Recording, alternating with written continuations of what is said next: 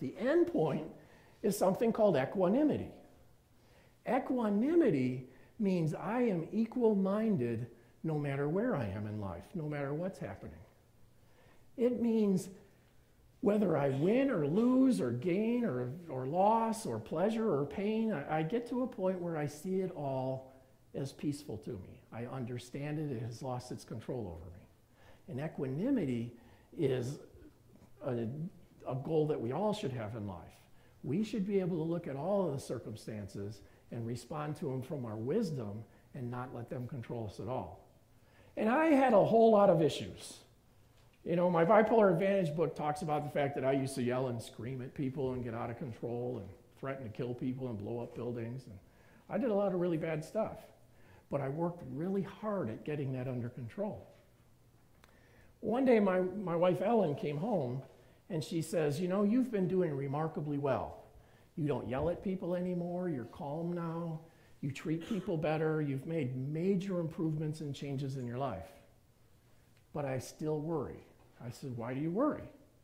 She says, well, I'm afraid that someday you're going to have a relapse like the time you tried to kill yourself in Cancun. You know, I remember Cancun like it was yesterday. I remember the physical pain, the emotional pain, the spiritual pain, the mental pain. I remember all of it. And I remember how overwhelming it was and how I thought that I had no choice but to take my own life. And I said, Ellen, you never have to worry about that. That's never going to happen again.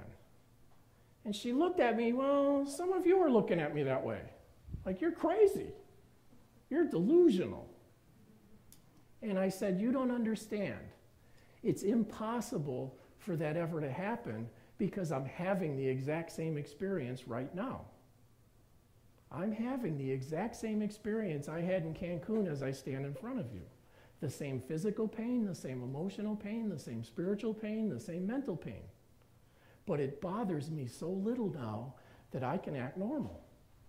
It no longer controls my life. And that is the greatest freedom in the world. Once I got to this point of equanimity, I realized that I had the capacity within me to understand something that only 2% of the world will ever understand. Because only 2% of us have the capacity to experience these things. We have it within us to get to a point eventually that it no longer has any power for us, and we can even get to the point that we can see beauty in it. We can see that experience is very rich and very detailed and very intense, and some of the most intense and beautiful moments of our lives. And that sounds crazy, but I'm not the only one that says this. I started looking so that I could talk about that in this book. And I started looking in history. And I found a lady in the 15th century who lived in Avila, Spain. And she had physical pain worse than any of us ever will. The only person I ever found that was like that was Frida Kahlo. Everybody heard of Frida Kahlo, the artist? They had such extreme pain that we couldn't possibly endure it. She was bedridden for years, in so much pain she couldn't even move.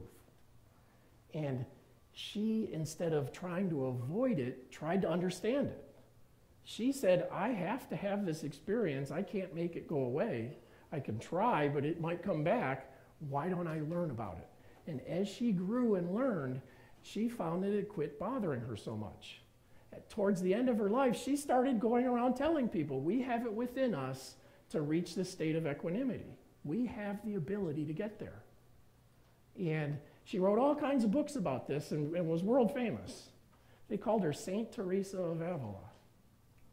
At the end of her life, she said the pain is still there, but it bothers me so little that I feel my soul is served by it. I don't want it to go away. I want to experience it as part of the rich, beautiful experience in the world. Well, a friend of hers was St. John of the Cross. And St. John of the Cross said the exact same thing about spiritual pain. He said the spiritual pain is what gave me the experience of equanimity. I would not want this to go away. I want this to happen. St. Francis was a party guy. He got drunk all night long. He was probably bipolar. Multiple sex partners and stayed up all night. And he went into a deep depression. and says that depression is what changed me into a saint. He recognized what happened to him as something that changed his life. So I'm not the only one. What I'm saying is we are all capable of eventually getting to a point where we understand this so well that it no longer hurts us. We start to see the beauty in it. We start to recognize that in my generation, I'm 52 years old, when I was born, my mother was knocked out because the doctors thought that she couldn't handle it. My father was out in the waiting room because the society thought that he couldn't handle it. That seems barbaric by today's standards. I see a time when we have the same thing about the hardships in life. I see a time that when we have extremely hard, difficult circumstances that put us into severe depressive states, we see those as part of the rich, beautiful fabric of our lives. My mother did this. My mother spent 3 months with my brother-in-law while he went through a horrible death from cancer. And I thought, wow, Mom, how did you handle this? And she said, for me and for Willie, we both thought that this was a beautiful part of life. It inspired her so much that now she volunteers to help people through those parts of their lives. She came to the point that she sees the richness and beauty in it. I came to the point that I see the hard parts of my life as a major part of my growth, not something to be avoided. It became beautiful.